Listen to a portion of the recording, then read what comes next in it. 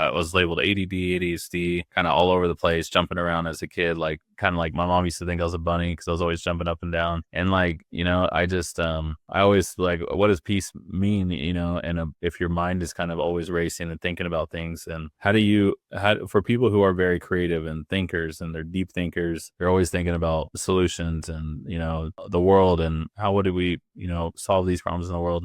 How have you found a good way to find peace, even when you're like always thinking about doing something? I had a pretty cool encounter with God in the midst of that. Like, I'm a contemplator. And so, like, when someone's like, hey, what do you think about that? I'm like, I don't know yet. Like, I'm not like a verbal processor. I got to think about it. Yeah. And I remember kind of growing up, I grew up in church, went to a Bible college, and there's kind of this stigma of like, that's not very spiritual to be that way. That's, if you're analytical, for example, you're always at odds with God.